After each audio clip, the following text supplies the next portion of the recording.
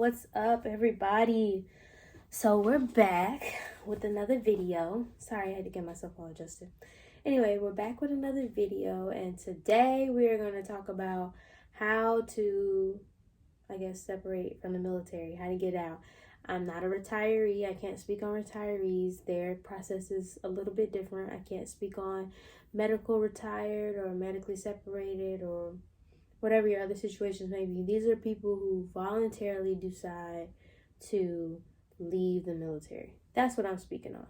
And since I did this, and I think I did it very successfully during a pandemic, I like to share with y'all the steps on how to do that, because it's not really clear, especially during a pandemic. People aren't at work all the time. People are teleworking. Like, it's just thing after thing after thing after thing. And I just wanted to let y'all know, or kind of give you like an overview on what you may need and who you need to talk to and things like that. So to start out, I have forms, so bear with me. I'm only going to show forms that don't necessarily have PII information. PII, personally identifiable information, okay? So, first I have this checklist, and basically it's just your general checklist on basically like your timeline or your transition countdown. So, it says on here 24 to 12 months prior to EAOS, which is end of obligated service, you need to make the decision on you want to get out. I made the decision way before 24 months prior. I think I made the decision like I had 3 years left, and I was like, I'm gonna get out. I'm gonna do what I gotta do. I'm gonna start planning, make a decision. Where am I gonna move? Things like that. So I did all of that 3 months out. Yeah, about 3 months out. So, a lot of people choose different things. I chose the path of getting out, getting a job while doing school. Some people just straight up just get out just to go to work. Some people get out and just go to school. So it just depends on what you're trying to do and what's your path. I have my notes right here as well on my tablet. So bear with me if I'm looking down or looking over. It's me trying to reference what I wrote down. So once you have a plan on whether you want to go to school or work or do both, you need to talk to your command career counselor, your CCC. Once you do that, you need to talk about your options. What do you need to do? What are your steps? And they should generally they'll give you this checklist that I'm talking about, or they'll give you a more detailed overview of what you need to do and who you need to talk to and things like that. Like, who do you need to go to? Generally, command career counselors, they don't really know. In my experience, I felt like none of them really knew. It didn't matter if I was like on the command level, the department level, or the divisional level. None of them really knew, because their main job is retention. And I'm going against that. I don't want to be retained. I want to get out. So a lot of people don't know those steps. So it's kind of you have to do a lot of the footwork yourself. But I suggest talking to you have to now. You have to talk to your command career counselor so you can fill out this pre-separation counseling. And it looks something like this. This is the form that she gave me. The font is really, really small, but basically what she does is she sits down, she asks you a couple questions, looks at your profile and all your information for why you're in the service, like things that she has access to, things like that. You talk to her about your plan, and she kind of decides whether you're in tier 1, tier 2, tier 3. I think she decided I was in tier 1. Yeah. She decided that I was in tier 1. What does tier 1 mean? I don't know. I think it means like you're not that much in, like you have a decent enough plan to where they don't think you'll be homeless or jobless or something like that. 100% I'm not too sure. But I do know that you take that tier 1, you have to take that information to the person, whoever you talk to, as far as your TGPS, like director, or your TAPS director, like the person that's in charge of transitioning service members out. You have to let them know that. So What all the tiers exactly mean, I'm not sure. I just know I was placed in tier 1 based on what I had.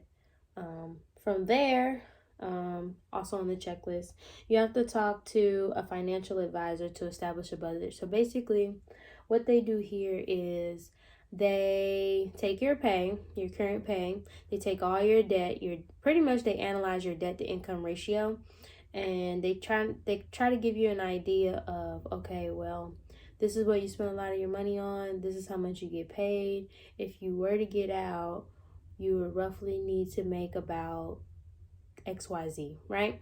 And they have pay calculators online and things like that where you can convert like an E5 paycheck to what you need to make in a civilian sector and things like that. So just Google, you can Google those things.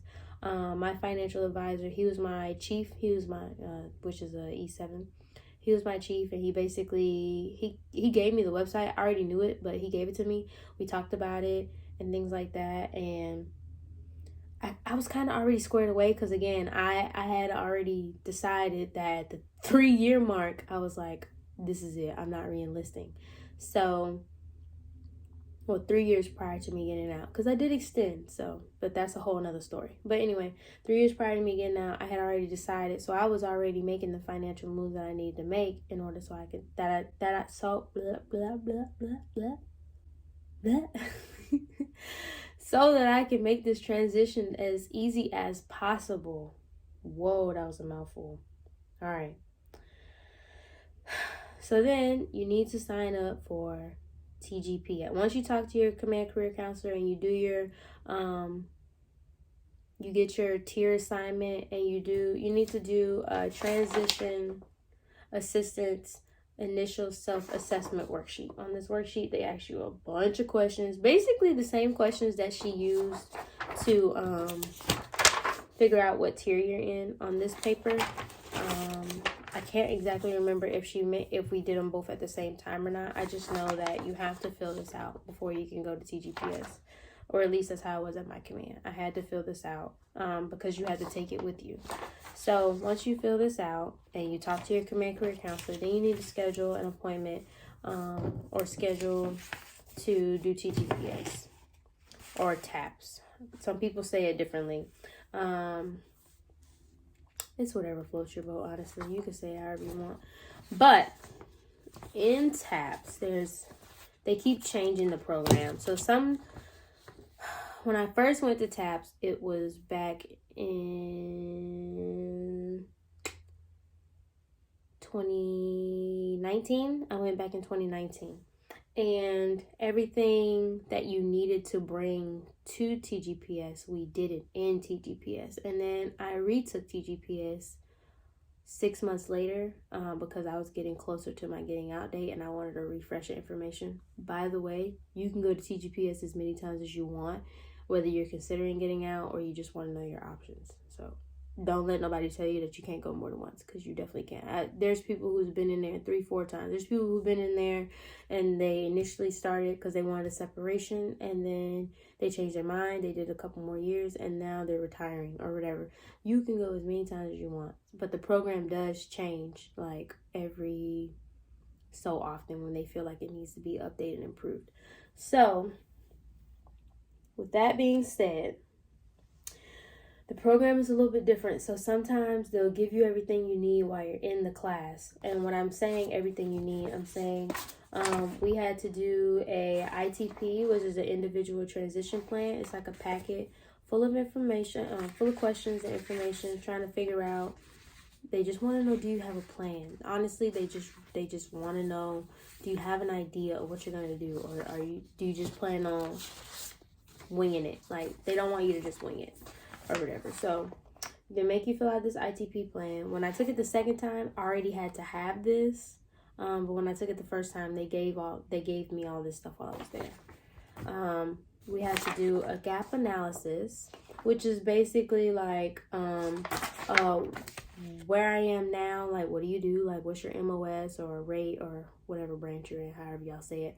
But basically where I'm at now and what do I want to do, like where am I going? And then you have to fill in the gap. Okay, so Okay, so I know where I'm at right now. I'm in IT, right? I'm in IT. I do help desk specialist. This is when I was in, y'all. But I'm in IT. I do help desk specialist. Sometimes I do system administrative work. This is what I do. This is what I get paid. What do I want to do? Okay, so currently I'm a network engineer. So let's go with that. So a network engineer over here. And then what they do and what their job requirements are and education and the credentials that you need in order to be a network engineer. And so you take what you are right now and take where you want to be, and you need to analyze what do you need to do to get there. How do I transition from entry level to mid-senior level, basically.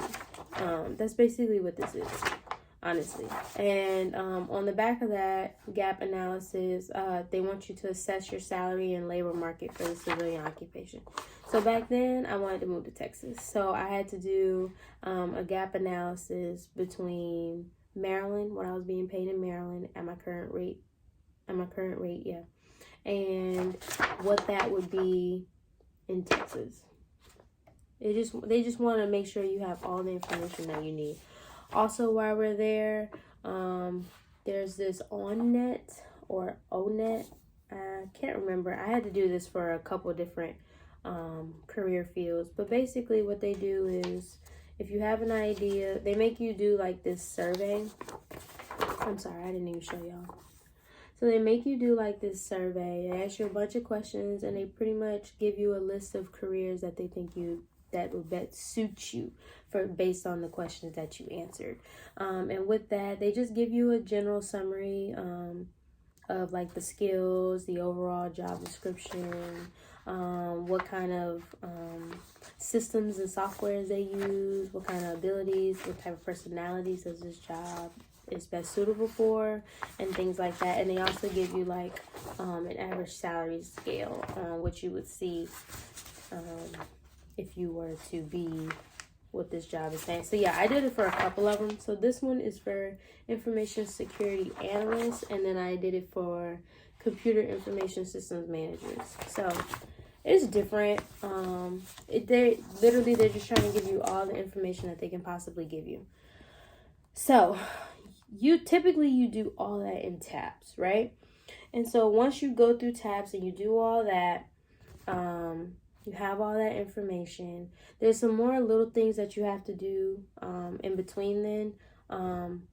But basically, once you complete everything, you will get a completion of the DD214, and this is what you give to admin so you can get your DD214.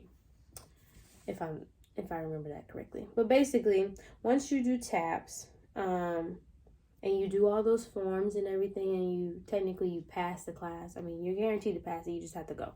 But once you pass the class, I suggest you go and talk to your command admin and get the documents and the steps for that, because there's documents that they want you to fill out as well. They have like a questionnaire, like separation questionnaire. I would show you guys this form, but it has all my PII information on it. But they do have like a pre-separation checklist and things like that. You have to list like all your medals and ribbons and things it's like a whole bunch of just administrative documentation that they want you to fill out, because they need it when they apply for your DD214. So I suggest as soon as you're done with TGPS, you need to go talk to somebody in your admin. And I don't mean like your chief or whoever, unless you're a yeoman. I don't mean like your chief or anything like that. I mean like your command admin, the people who you checked in when you checked in the command. Those are the people who sign off on your papers. Those are the people who establish your pay. You need to go talk to them so they can tell you what you need to do as far as the process of getting out, so you can get your DD214, because that's what we want here, right?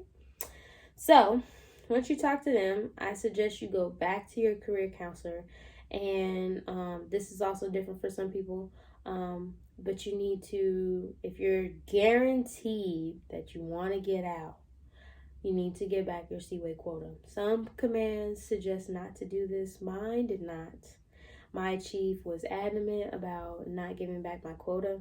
You're supposed to give back your quota, y'all. You're supposed to give it back. But my chief didn't want me to give it back just in case I changed my mind at the last minute. I still had my quota in order to re-enlist. But you want to return your quota. Now, if you want to get out and you're thinking about doing the Navy Reserves or the National Guard or any type of reserve, you need to apply for a reservist quota. And so that's why you need to also go talk to your command career counselor again.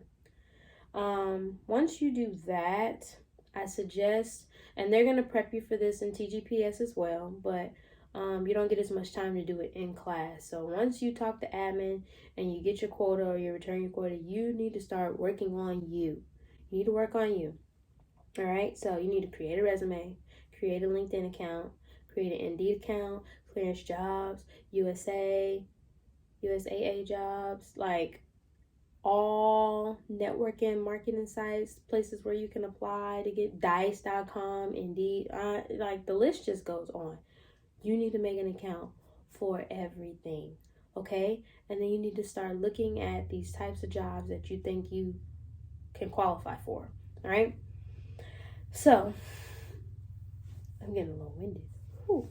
So, once you do that, you can start applying. It depends on how far you're out. Now, personally, don't get your hopes up unless it's like USA jobs, because they take a long time to get you to the interviewing process. So if you're trying to apply on USA jobs, I suggest doing that as early as possible, because some of those job openings, they close like 10 months down the line or whatever, and you might be a month or two prior to getting out by the time that the job posting closes, so you might as well apply. But if you're doing like jobs on like clearance jobs or things like that, people are looking to hire you within not rarely even 2 months. Like they're trying to hire you like immediately. So I mean, you can get your resume out there, start networking, start putting yourself out there, getting your feet wet and things like that. But don't too much look for a job offer letter to come to you and you can't start for another 6 months. It's not reasonable. They want you, if it's more than 60 days, 9 times out of 10, they're going to go with another candidate. And that's just the truth. Like I can't sugarcoat it any more than that. Like that's just being honest.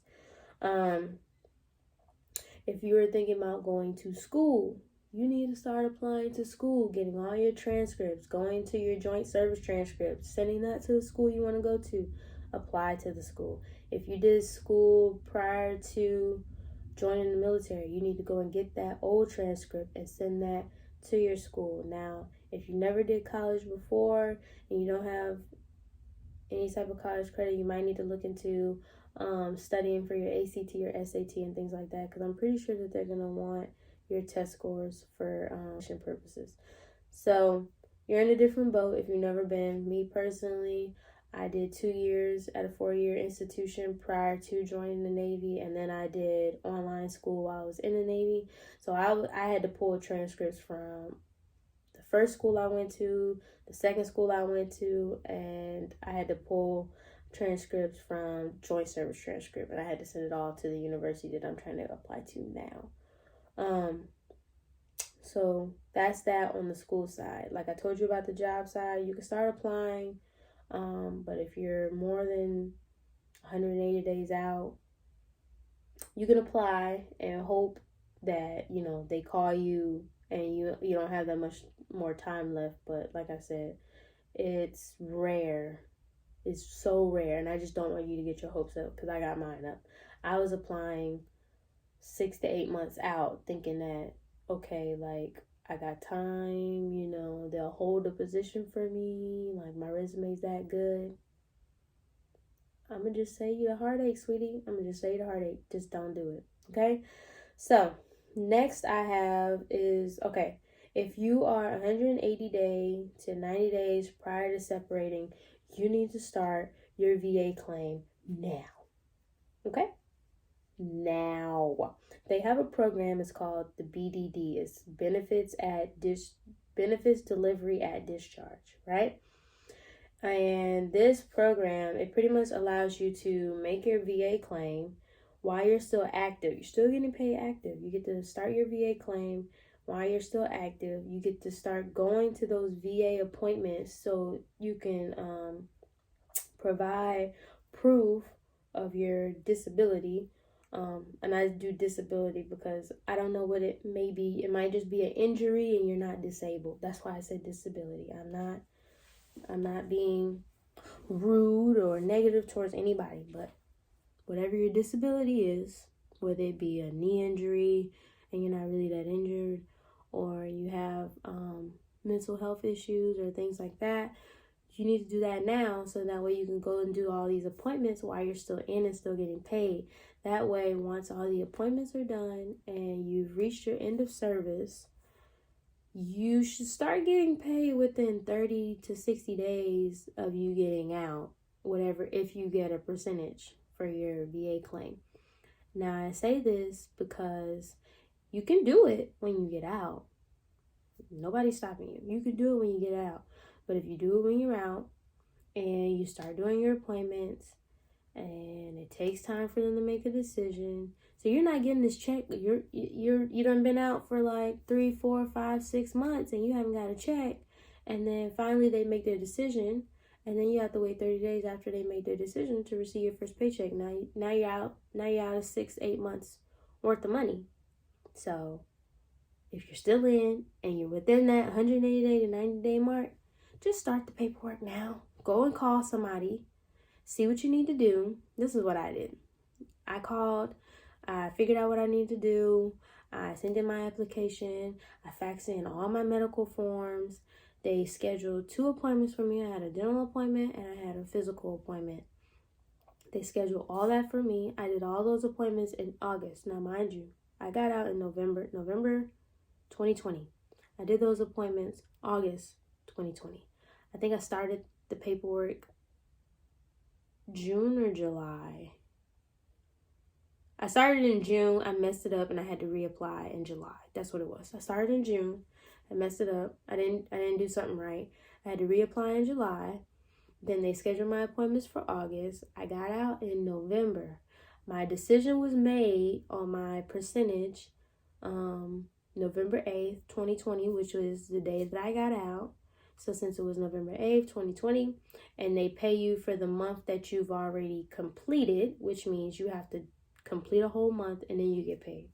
Then you complete a whole month and then you get paid. So that means I got my first check in December 2020. I had only been out for a little under a month. And I already got my disability check. So if you're in, please do the BDD. It'll just save you some time. Like, it really will. Next, I suggest you obtain all username and anything that you take your CAC ID, your CAC ID, you stick it in a smart card reader and you just log in with your CAC ID. I suggest you go back to all those sites. So that means MyPay, eBenefits, VA.gov, JST, anything you use your CAC ID login to. I highly suggest you go to all those websites and make a username, a typable username and password, because once that CAC expires, how are you going to get into all these accounts? So make those usernames and passwords now while you still can. Okay? Now I'm done with that. Those are just some key hints and stuff that would help a lot while you're waiting on like paperwork to be processed and everything with admin and all that stuff like that. So, with all that being said, this form, the DD form 2648, you need to have this completed, and you get this at your capstone. So there is a checklist of all documents that you need to provide in order to go to Capstone. In addition to all those things that I was telling y'all, all these things tie all into this Capstone. So the person at TGPS, they should give you this check sheet to make sure you have all the forms that you may possibly need. And some of these things are are just as simple as what I was telling y'all about, like your e-benefits registration and things like that. That's the username and password that I was telling you guys about. They want to make sure that you have everything on this checklist in order to complete this form. Once she signs off on this form, I want to say she sends it off to admin. But you have to complete this form. They won't give you your DD214 without it. Yeah, I think they send this off to admin. Don't quote me on that, but you do need to finish this form. And in order to finish this form, you have to have everything on this checklist, which is pretty much most of the stuff that I've talked about and that I've showed you guys so far. So I just don't want you guys to be hanging high and dry like me, okay? So once you complete a capstone, I suggest, and if you haven't already done your VA claim, I suggest you go to medical, go to dental, complete all of your exams that you might have coming up. Go ahead and do all that. I had a dental exam, like a regular routine cleaning. I went ahead and did all that. I did my separation physical. You have to do a separation physical, which is different. You don't need your separation physical for your VA claim. No. Separation physical is proving that you were, how can I say this? That you were, I guess, fit for full prior to getting out. And I think you need that paperwork to give to admin. That's one of their forms that they have.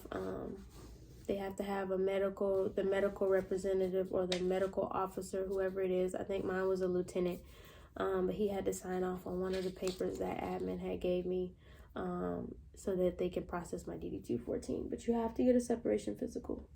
So you need to go talk to admin and dental and figure out everything that you need to do to check out with them, so you can schedule the separation physical with the medical officer. And I think they give you their own little checklist that I don't have with me, but they have their own little checklist, and you have to go see vision, hearing. They have their own little checklist. They'll tell you exactly where to go, who to go to, and then they sign off on everything, right? Then you take that form back, and then you need to schedule for your separation physical. And then once you do that, and you talk to that guy, he signs off on that form, and then you give him the admin form, and then he signs off on that form as well. Okay? So that's that. Also, you need to obtain copies of all your medical documents. So anything that you did at the OBGYN, anything that you did at the clinic, the dentist's office, everything that they have, you need an electronic copy or a paper copy or whatever, because you're also going to need it to apply for your VA claim as well. You're going to need a copy of it. Sorry if I'm jumping around. The medical thing is that was a little complex, but you're going to need a copy of everything. I highly suggest you get a copy, because once you get out and now you want a primary care physician, they're going to want a copy of your medical history. If you already have it, that's fine. Yes, you can call your old clinic and they'll give it to them, but if you already have it, you can just give it to them and be like, okay, here's a copy right here, and then they should take it. Now you need to arrange a household good move. So you need to go to the transportation office at your command, and you need to let them know, like, hey, this is not a PCS move, this is a separation move or a retirement move, or whatever your case may be. You need to let them know that you're moving, and then they'll give you the form to fill out. You go online, you do the weight estimate and things like that, and then they're required to send you to your home of record, but they can send you anywhere. So for me, for example, I was in Maryland when I got out. My home of record is Georgia, Atlanta, Georgia. So they were sending my stuff to Atlanta as my approved destination, but I changed my approved destination to my preferred destination, which is Alabama. And what they tell you, the transportation person, I talked to a woman, pretty much what she's going to tell you is whatever the difference is from moving instead of to Atlanta to Alabama, which I think was like 200 and something bucks, that's what I would pay. I don't pay for the whole move. I would just pay whatever the difference is. So for instance, if I was leaving Maryland and my home record is Georgia, but I want to move to California, I gotta pay the difference on what it would be. Like let's say it cost $500 to move from Maryland to Maryland to Atlanta, but it costs, and I'm just throwing out random numbers, but it costs $1,000 to move from Maryland to California. You would just pay $500, which is the difference. So, heads up though, they don't ship vehicles. They don't ship cars. So, if you have a car that you want shipped to that location, you have to do that legwork on your own, whether you're just going to drive it to your final destination or you're going to actually pay out of your pocket for someone to tow it to where you're trying to go. So once you schedule all that, you need to complete a command checkout sheet. Let everybody know you're leaving. You need to go to your analysis. You need to go to admin already knows. It's so many people you gotta go to. You gotta go to Fleeing Family. You gotta go to the MWR. You gotta go to the BQ. You gotta go to, I think, the mess halls. Like, it's just so many different places you gotta go to. Some things don't apply to you if you live off base and depending on your rate, your rank. Only go to those people who applies to you as far as checking out. And then once you get all that completed, you need to turn that back into admin. And then if you have separation leave, or what a lot of people like to call terminal leave, I suggest you start your terminal leave. Hopefully all these key tips and tricks and hints helped you. This is about to be the conclusion of the video. I hope these things helped you. I hope you plan accordingly. For me, for instance, I saved 69 days worth of separation leave. In those 69 days, I spent 2 weeks off, and then I started my new position while on separation leave. So not only was I receiving a paycheck, because you still get paid while you're on separation leave. Not only was I receiving a paycheck from the Navy, but I also had started receiving a paycheck from my new company. And then once my actual EAOS came up and the Navy no longer paid me, it was like there was no gap in income. It just kept flowing. There was no gap in income. It just constantly kept, I was just making money the whole time. So hopefully things work out for you like that. I hope this video helped you all tremendously, or at least gave you a little bit of oversight on what you needed to have or needed to be done. If you have any more questions, leave them down below in the comment box. If this video helped you in any way, or if I was just rambling, give me a thumbs up. And don't forget to hit the subscribe button for more videos from me. With that being said, that's the end of this video, and I'll catch you in the next one.